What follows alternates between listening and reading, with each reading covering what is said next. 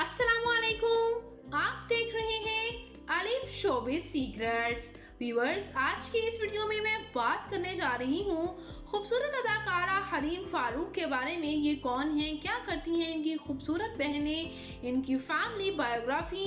आइए मुकम्मल डिटेल्स जानते हैं। तो उससे पहले आपसे छोटी सी गुजारिश है कि अगर आप मेरे चैनल अलिफ शोबिज़ सीक्रेट्स पर नए हैं तो मेरे चैनल को जरूर सब्सक्राइब कर लें ताकि शोबिज़ से आने वाली तमाम अपडेट्स आपको बर वक्त मिल सकें। व्यूअर्स, हरीम फारूक पाकिस्तान के शहर इस्लामाबाद से ताल्लुक़ रखती हैं और ये 26 मई 1989 को इस्लामाबाद में पैदा हुई।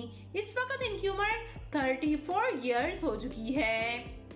व्यूअर्स, ये खूबसूरत अदाकारा बहुत से ड्रामाज में यूं तो काम कर चुकी हैं, लेकिन इनके टॉप ड्रामाज की बात की जाए तो ये ड्रामा दयारे दिल से काफ़ी शोहरत हासिल कर चुकी हैं। और व्यूअर्स, इन्होंने 2012 में फातिमा जनाब का रोल अदा किया था 14 अगस्त में। इसके साथ साथ व्यूअर्स, ये हम टीवी के बहुत से ड्रामाज में भी काम कर चुकी हैं जहां इनकी अदाकारी को बेहद पसंद भी किया जाता है। बात करते चले इनकी तालीमी काबिलियत के बारे में तो इन्होंने ग्रेजुएशन कर रखा है सोशियोलॉजी और इसके साथ साथ जर्नलिज्म में भी। इन्होंने कायद-ए-आज़म यूनिवर्सिटी इस्लामाबाद से ही ग्रेजुएशन मुकम्मल की है।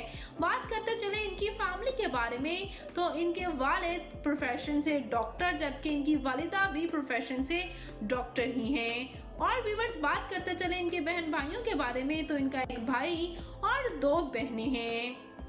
बात करते चले इनके मैरिटल स्टेटस के बारे में तो व्यूअर्स, मशहूर अदाकार अली रहमान खान के साथ ये रिलेशनशिप में रह चुकी हैं और अभी तक ऑफिशियली सिंगल ही हैं।